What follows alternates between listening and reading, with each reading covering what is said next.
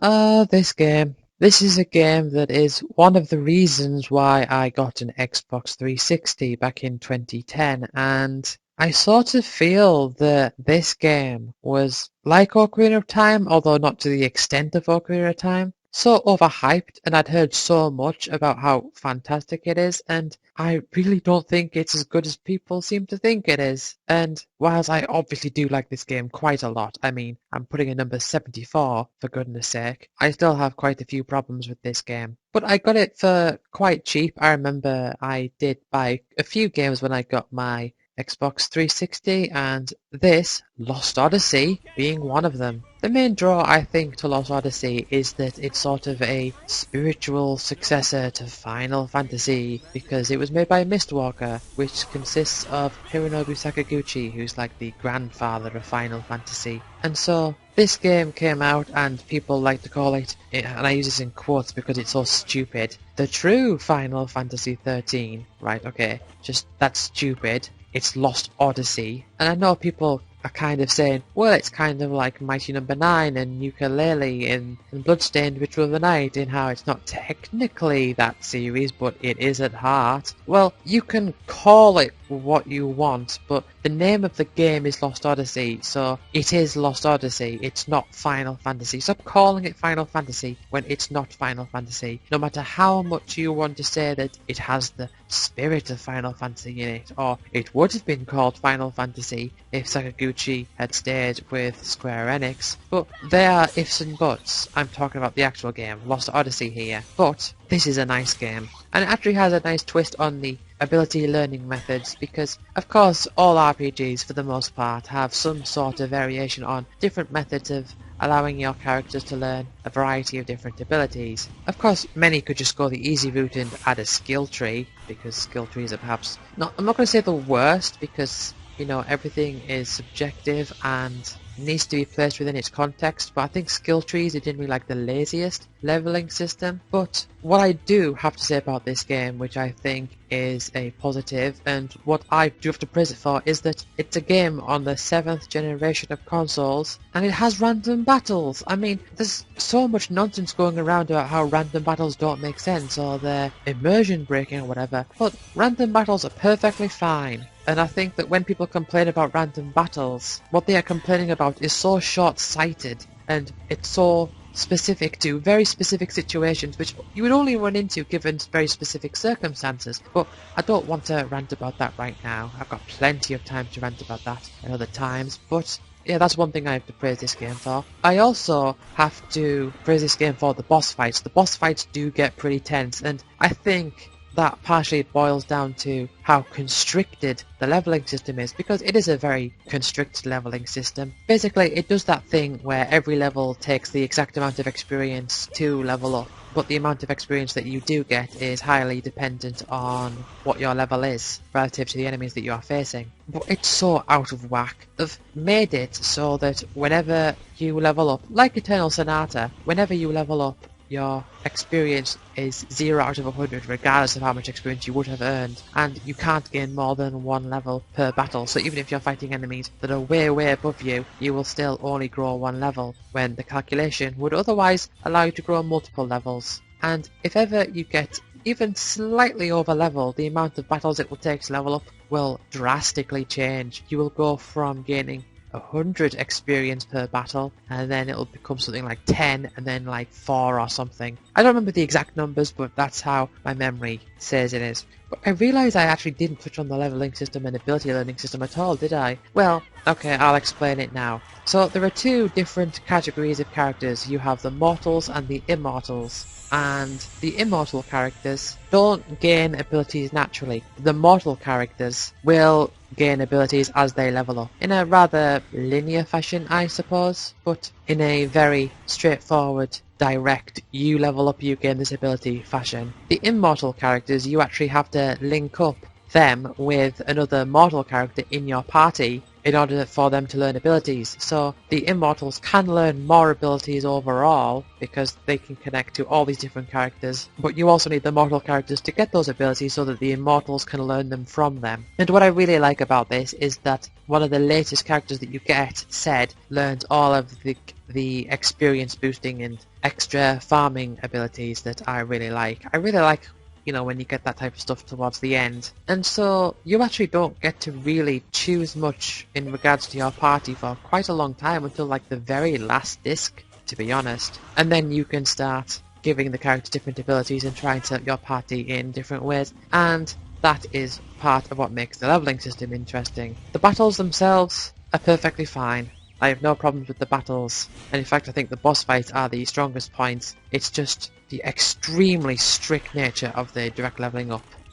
Oh yes, and there is one more thing that I forgot to mention, and that is that every so often throughout this game you will unlock these dream things where the screen will do this weird effect and then it will say, you have unlocked this dream thing. Do you want to read it now? And it will store in your data bank thing so you can check them out whenever you want. And I figured that after the first one I thought, hey, I'll check this out, see what it's out. Yeah, no, it's a wall of text, and yeah, it's several pages of text, but it's just endless text. It just drags on and on and on. The amount of reading that you're expected to do for these things is ridiculous. I only read like one of them, and it took ages. And there's like, what, 70 of these, 100 of these? I can't stand going through one of them, never mind 70. So yeah, after the first one, I just ignored all of them from that point on. It would say, you just unlocked this dream thing. Would you like to read now? And every time from that point on, I instantly chose no. Definitely not. What a load of rubbish.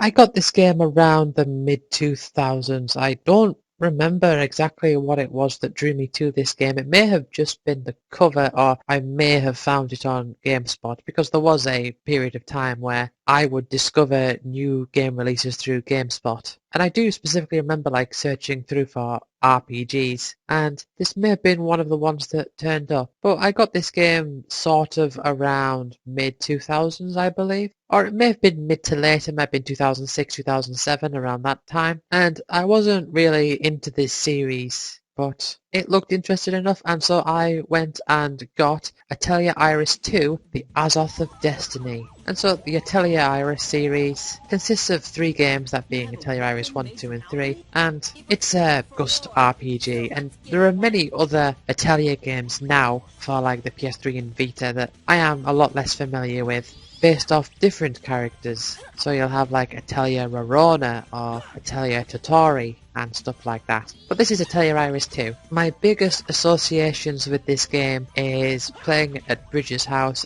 and at the same time eating Baby Bells and drinking chocolate milk, because I went through a phase where I was really into Baby Bells and chocolate milk. But it's a turn-based RPG, and it kind of does the whole charge bar thing, which people always say it's a very Grandia thing. For example, you will have this bar and each of the characters will have a position on the bar and they will move up the bar at a steady pace, and depending on their speed determines how fast they charge up this bar. And once the bar gets to the top, or rather once the character gets to the top of the bar, they can use their ability, and then using their ability or taking their turn or whatever will send them back in the bar. And people say, ooh, this is like a Grandia system where you got like this time charge thing. But really, it's just turn-based. Like, that's what it is. It's just turn-based, but presented in a slightly different way. I mean, it's not turn-based in the sense that every character gets a turn in a strict sequential order, because speed is a factor, but the presentation is the only really thing that makes it stand out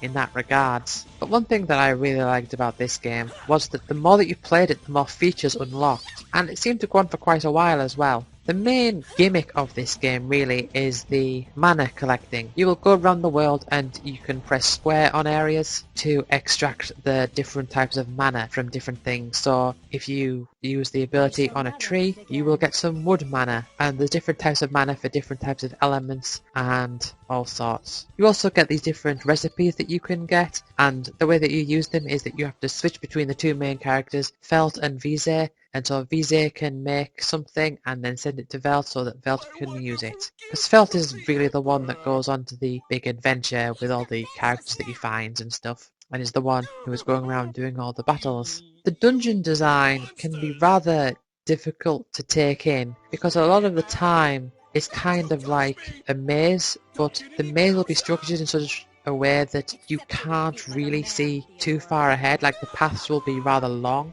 And so you kind of have to apply your memory to the whole thing. Now, one thing else that it does as well is that if you fight so many battles in an area without touching a save point or leaving the area and coming back, all the enemies will disappear, so you'll have to actually leave the area or go to a save point to refresh the amount of battles that are there. And it does that whole classic Metroidvania thing of you find items that will allow you to traverse across different areas, but sometimes you have to go back to earlier areas so that you can use the item to get to a different part of that area. But one thing that I always found interesting about the battle system itself is that if you took the MP, which is sort of like, you know, as it would be in RPGs, every character has an amount of MP, and they can spend that MP to use their abilities, and then once they're out, they can't use the abilities anymore. This game kind of spun that in a different direction, where you have a single unit that all of the characters share, and it will charge up as you attack and progress through the battle. And so if you want to get one character to use their ability that will cost 3 of this charge, then that will use up that charge, so other people won't have access to it, so you have to recharge it again. And that was interesting. And also there are 2 different types of attacks that you can do as well. There's the normal attack, which is just, you know, attack the enemy but also raises the charge. And then there's the break attack, which, if memory serves me right, is less effective at raising the charge but also delays their next turn by a bit. And so I did eventually complete this game, even though there is a part near the end where you need to use the alchemy to make a specific item that has so many different stages to it, it can be a bit of a nightmare, especially without a guide.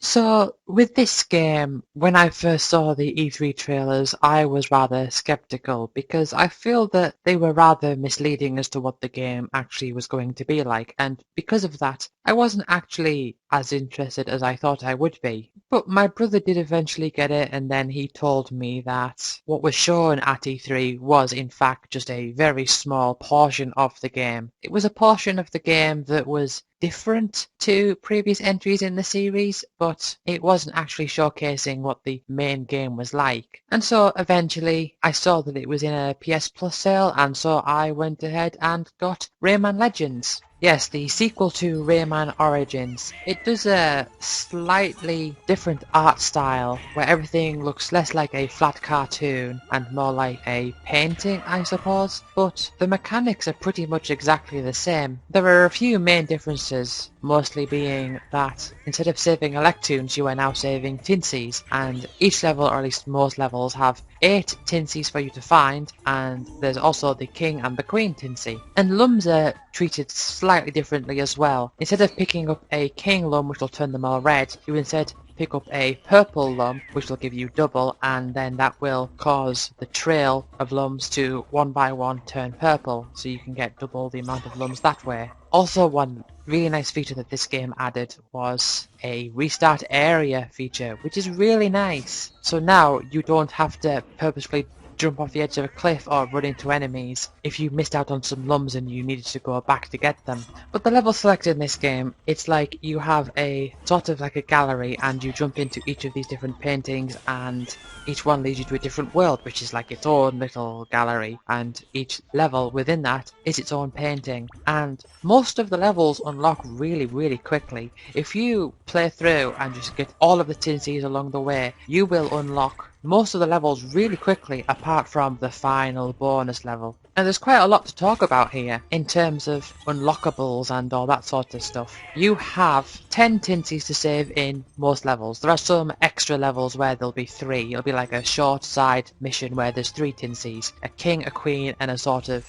joker, prince or jester type, I'm not sure exactly. And there are about 700 tinsies total in this game. Depending on how many lums you get will determine what cup you get. So each level has a bronze, silver and a gold cup for you to get, and each cup is worth a certain amount of points. If you get all of the cups in any given world, you will get a diamond cup, which is worth a ton of points. I think it's like 50 points or something, which is very high. Also, by collecting so many lums, you will unlock these scratch cards, and through these scratch cards you will unlock monsters, and what monsters do is they will offer you a bunch of lums every day depending on how many monsters you have. So every day you can go to the monster room and collect all of these different lums for each monster that they produce. You can unlock extra stages such as Rayman Origins stages, which are known as the classic stages, which also have their own set of tinsies and cups and stuff for you to unlock. And there's absolutely loads of levels, just absolute ton of them. At the end of each world you will have a musical stage where you will have to run through and jump and attack and stuff in time with the music, and this is something that I wasn't particularly keen on as much really. This is what we're showing at E3 and this is what I thought, well, if that's what the game's going to be like, I'm not really that interested. But yeah,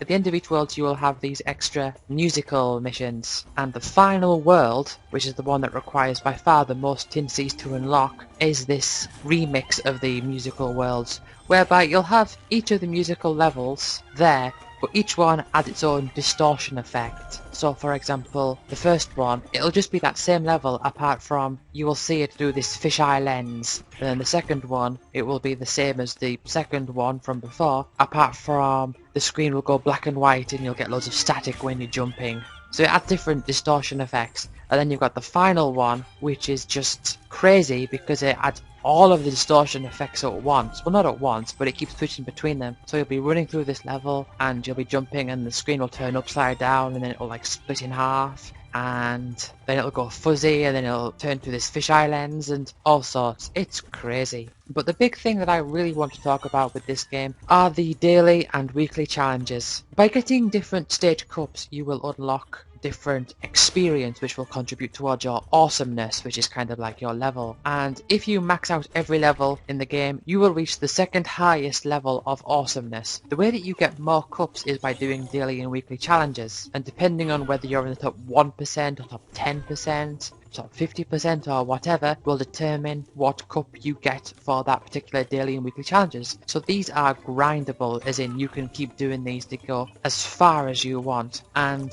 it takes so much to get from the second last level of awesomeness to the last level of awesomeness. You have to do so many of these daily and weekly challenges, and I remember I started in like January of 2015, and for pretty much every day I logged on and I did daily or weekly challenges to get like a bronze cup or a silver cup, and it took until like July or something when I was finally able to get that final one and reach that max level of awesomeness. It takes ages, people say it's ridiculous, it takes a lot of time, it took me several months, but I did it.